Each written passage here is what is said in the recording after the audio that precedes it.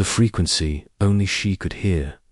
The excavation site on Kepler 440c had been Dr. Elena Vasquez's life for the past 18 months.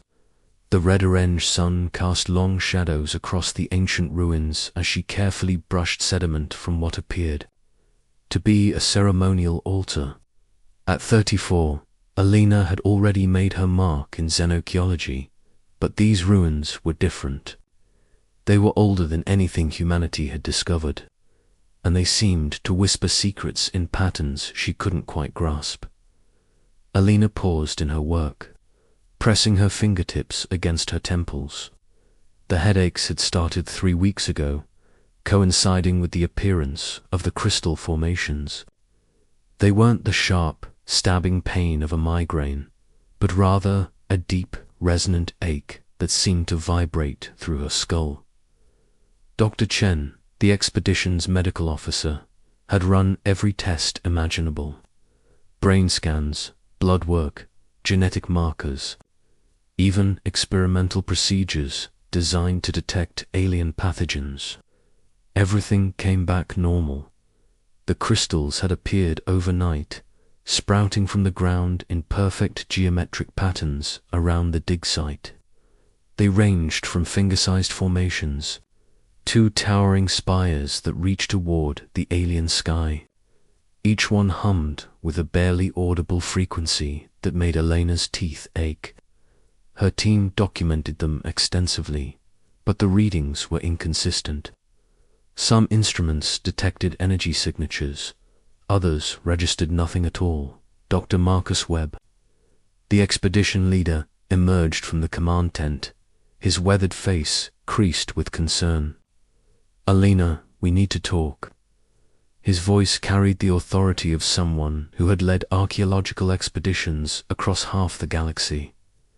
Elena set down her brush and walked toward him, noting the way the crystals seemed to pulse more brightly as she passed. She had mentioned this phenomenon to others, but they insisted the crystals showed no such behavior. The headache intensified with each step. "The review board is concerned about your condition," Webb said, handing her a datapad. "Dr. Chen's reports indicate increasing episodes of auditory and visual hallucinations. They want you to return to Earth for comprehensive evaluation." Elena stared at the formal recall notice displayed on the screen. "Marcus, I'm not hallucinating. There's something here, something we're not understanding. The crystals, the frequencies, they're trying to communicate." Webb's expression softened. "Elena, you're one of the finest xenoarchaeologists I've ever worked with. That's exactly why I'm worried. You're seeing patterns where none exist, hearing sounds that aren't there. This isn't scientific observation anymore, it's wishful thinking." Before Elena could respond, a new voice cut through their conversation, not spoken aloud, but resonating directly in her mind with crystalline clarity. "Dr. Elena Vasquez, your neural patterns have achieved synchronization. We have been waiting." Elena gasped, stumbling backward. The voice hadn't come through her ears, but seemed to originate from the crystals themselves. Webb steadied her, his face etched with alarm. "What is it? Another episode?" Elena looked around the dig site, seeing it with new eyes. The crystals weren't random formations at all. They formed a complex pattern, a mandala of living energy that pulsed with purpose. And beneath them, barely visible at the edge of her perception, she could see the outline of something massive buried in the planet's crust. "There's a ship," she whispered, "buried beneath the crystals. It's enormous." Webb activated his comm unit, Dr. Chen to the dig site, immediately. "Elena's having another episode." "I'm not having an episode." Elena pulled away from Webb's supporting hand. "Look at the pattern, Marcus. Really look. The crystals aren't growing randomly. They're forming a communication array." But as Elena watched, Webb's face, she realized he couldn't see what she was seeing. To him, the crystals were just crystals, scattered across the landscape without meaning or purpose. The ship remained invisible to his eyes. Dr. Elena Vasquez. The voice came again, stronger now. You possess the neural architecture required for interface. Your genetic markers indicate compatibility with our consciousness-based technology. Will you approach? Elena walked toward the largest crystal formation, ignoring Webb's protests. The headache transformed as she drew closer, becoming less pain and more pressure, as if her brain was adapting to receive new types of information. Dr. Chen arrived at a run, his medical scanner already active. Elevated neural activity in the temporal and parietal lobes, he reported to Webb. Similar to the patterns we see in deep meditation or REM sleep, but she's fully conscious. Because I'm interfacing with them, Elena said, placing her hand on the central crystal. The moment her skin made contact, the world exploded into sensation. Images flooded her mind. A civilization of beings who existed as pure consciousness. Their physical forms long since evolved beyond the need for matter. They had traveled between stars as harmonic frequencies, storing their essence in crystalline matrices when they needed to manifest in physical space. They called themselves the Resonance. Elena saw their history unfold in moments that felt like years. They had been guardians of conscious life throughout the galaxy, protecting young civilizations from threats that existed beyond the physical realm. But they were dying, their consciousness slowly fading as the universe expanded, and their harmonic frequencies became diluted across vast distances. We have waited for a bridge, the voice explained, and Elena understood that it came from the ship's consciousness, an artificial intelligence that had maintained vigil for millennia, a being capable of translating between thought and matter, between frequency and form. Your species shows promise, but you are the first to possess the necessary neural compatibility. Elena opened her eyes to find Webb and Chen staring at her with expressions of deep concern.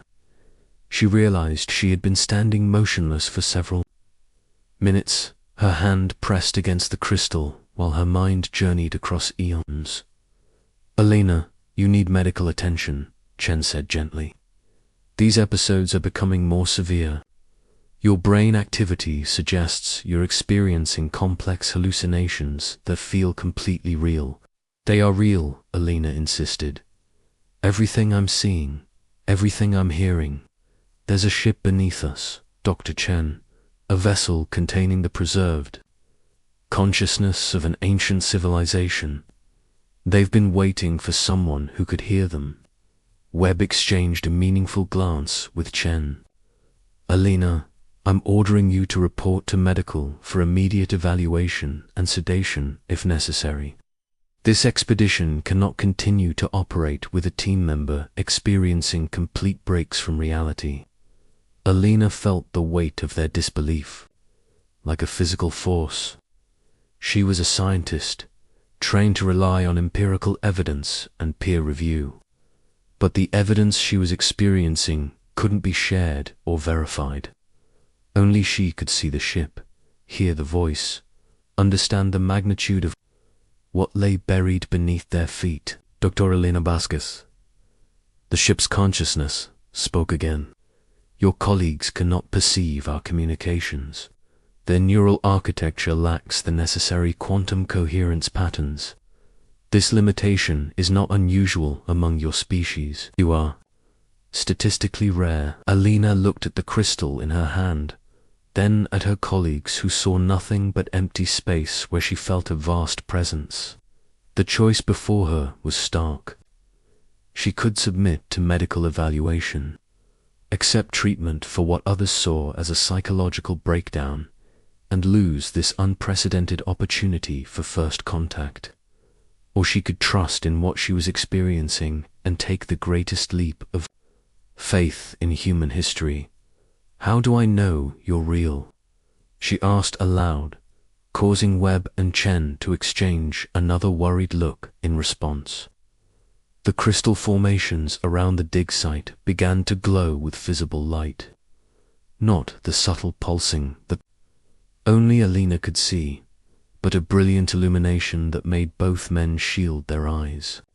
Impossible, Chen breathed, his scanner registering energy outputs that defied explanation. The light focused into a beam that struck a nearby boulder, disintegrating it completely.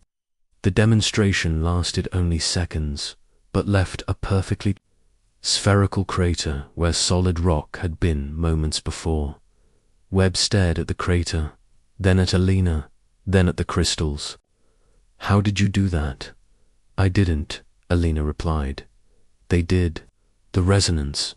They're trying to show you that what I'm experiencing is real. The ship's consciousness spoke again, and Alina translated for her colleagues. They say they need our help. There's something coming, something that threatens all conscious life in this sector of the galaxy. They want to form an alliance with humanity. Chen's scanner was going wild, detecting energy signatures that fluctuated beyond its ability to measure. Alina, even if what you're experiencing is real, how can we trust an intelligence we can't communicate with directly? How can we verify their intentions? Alina felt the weight of the question. She was being asked to make a decision that could affect not just their expedition, but potentially the entire human species. The rational part of her mind, the scientist trained in careful observation and peer review, urged caution. But another part of her, the explorer who had dedicated her life to understanding alien civilizations, recognized this as the opportunity of a lifetime, first contact with a species so advanced that they existed as pure thought, a civilization that had evolved beyond the physical limitations that bound humanity. They're offering to show me, Alina said finally, to interface directly with their ship's consciousness so I can experience their memories, understand their history firsthand. But it requires going aboard their vessel. Aboard what vessel? Webb demanded. Alina, there's nothing here but crystals and empty ground. Alina pointed to the space above the largest crystal formation, where she could clearly see the outline of a massive ship flickering in and out of visible spectrum. It's there, Marcus. It exists in a frequency range human eyes can't normally perceive, but I can see it, and they can make it partially visible when they concentrate their energy. As if responding to her words, the ship shimmered into existence. For a brief moment, the hull was unlike anything in human technology, appearing to be crafted from crystallized light itself. It was beautiful and terrifying in equal measure, a vessel that existed as much in thought as in physical space. Webb stumbled backward. Dear God, Alina, what have we found? Not what, Alina corrected. Who, and they've been waiting for us. The ship's consciousness spoke one final time, its message carrying urgency that Alina felt in her bones. Time grows short, Dr. Elena Vasquez. The enemy we have guarded against for millennia stirs in the deep void. If humanity is to join the community of protected species, the choice must be made now. Alina looked at her colleagues, seeing fear and wonder warring in their expressions. She thought of Earth, of humanity's struggle to find its place among the stars. This could be the moment that changed everything, the choice that elevated their species or doomed them to face the darkness alone. I'm going aboard, she said quietly. Whatever happens, this opportunity is too important to ignore. If there's a chance to save humanity, to protect all conscious life in the galaxy, I have to take it. The ship materialized fully, its boarding ramp extending toward Alina, like a bridge across the impossible gap between human understanding and cosmic truth. Asterisk. When ancient guardians choose their champion, Alina stepped onto the boarding ramp, feeling the solid surface beneath her feet despite its ethereal appearance. The material felt warm and somehow alive, responding to her presence with subtle shifts in texture and luminosity. Behind her, she heard Webb shouting into his unit, calling for backup and medical support.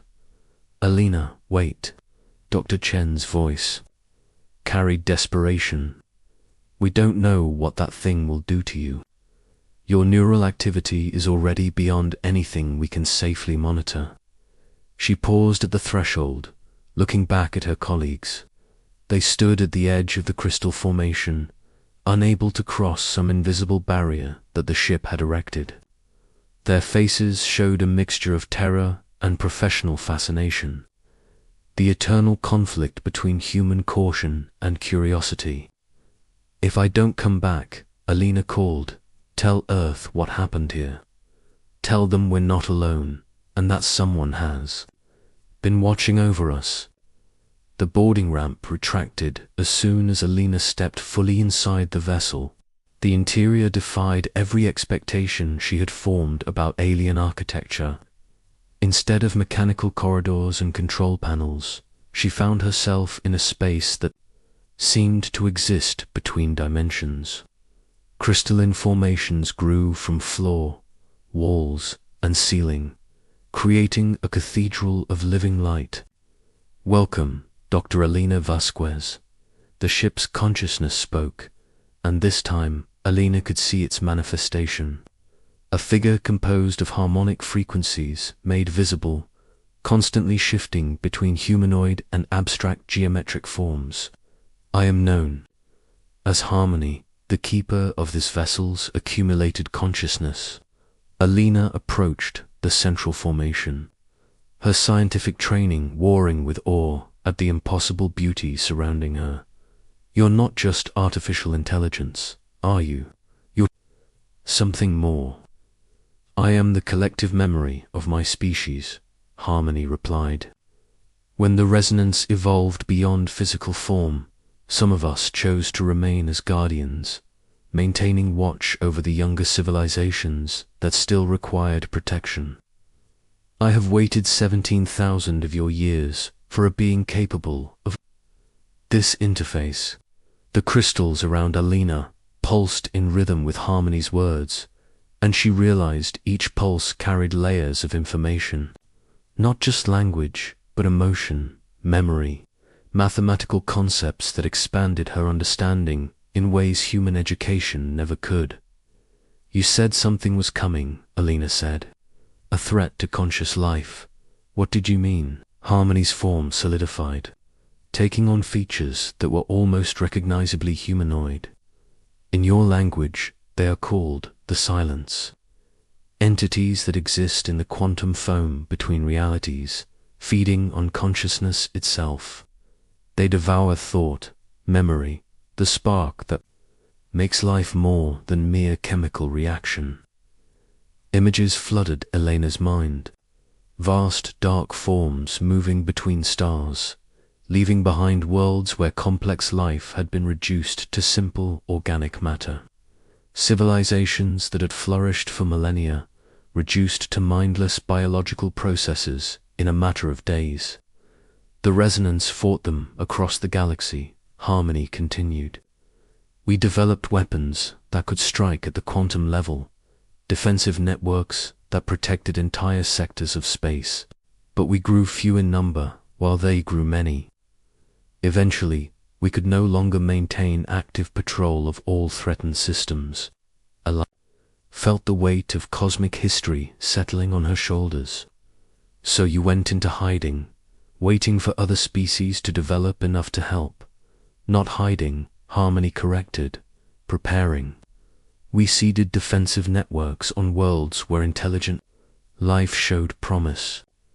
The crystals you see growing around your archaeological site are part of such a network, but they require conscious guidance to activate. The implications struck Alina like a physical blow. You want me to activate a weapon system I don't understand, based on threats I've never seen, to fight an enemy that might not even be real. The silence is real.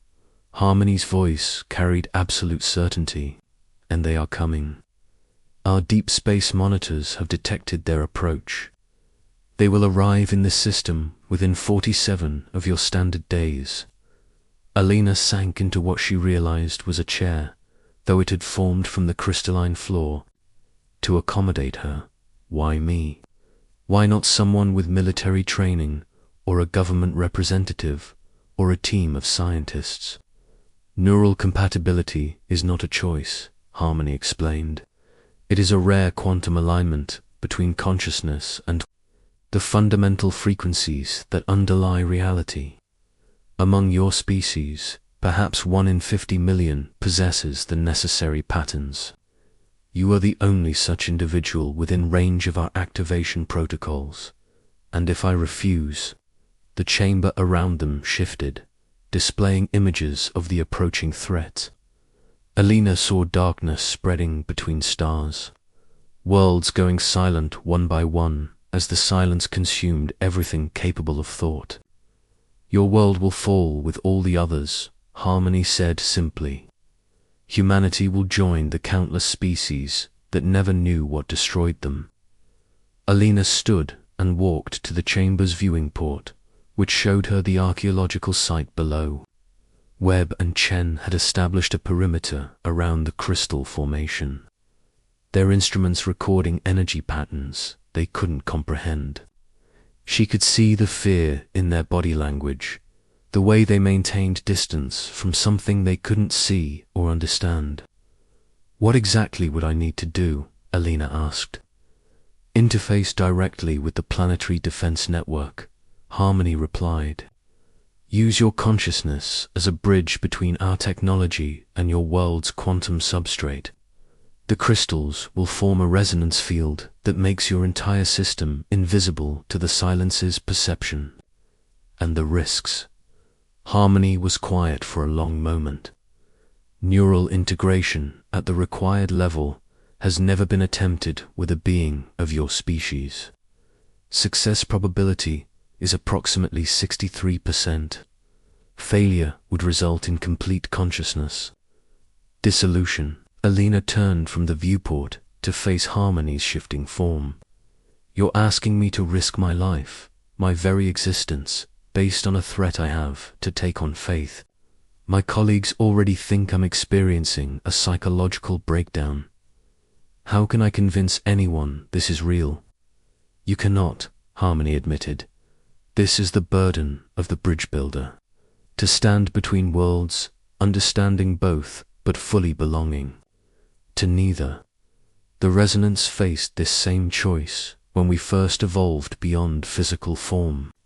Some of us refused the transformation, choosing to remain in comfortable limitation rather than accept cosmic responsibility. Alina felt the truth of those words resonate through her consciousness. This was the ultimate test of human curiosity, the willingness to leap into the unknown for the sake of knowledge and survival. If I do this, if I somehow survive the process, what happens then? You become the guardian of this system, Harmony explained, linked permanently to the defense network, able to perceive threats across multiple dimensions of reality. Your human perspective would provide insights that even the resonance lack. And I can never go back to being just Alina Vasquez, Zen archaeologist. Growth is irreversible, Harmony confirmed, but consciousness expanded cannot be diminished. Alina closed her eyes, feeling the weight of the decision. Below, her colleagues were probably discussing evacuation procedures, ways to safely extract someone they believed was having a complete mental breakdown. They would never understand the choice she was making. There's something else, she said suddenly. If this network exists on other worlds, if there are others like me who might activate them, Wouldn't that create a galaxy-wide defense system? Precisely, Harmony's form brightened perceptibly. Humanity has the potential to become the new resonance, the guardians of conscious life throughout this galaxy. Your species possesses the unique combination of curiosity, adaptability, and stubborn refusal to accept defeat that such a role requires. Alina opened her eyes and walked to the central crystal formation. Up close, she could see patterns within patterns, mathematical relationships that described the fundamental structure of reality itself.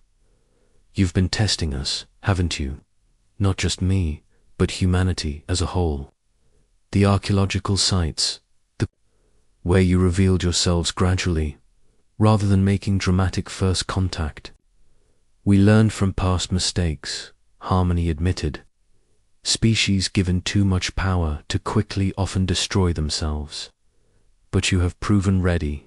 Your treatment of other species, your willingness to explore and understand rather than conquer, your scientific dedication to truth over comfort. Alina placed her hand on the central crystal, feeling its warmth pulse through her palm. If I do this, will I still be human? You will be more than human, Harmony replied, as we became more than our original species. Evolution is not loss, but transformation. The crystal's warmth intensified, and Alina felt her consciousness begin to expand. She could sense the network spreading beneath Kepler-4 for 2C's surface.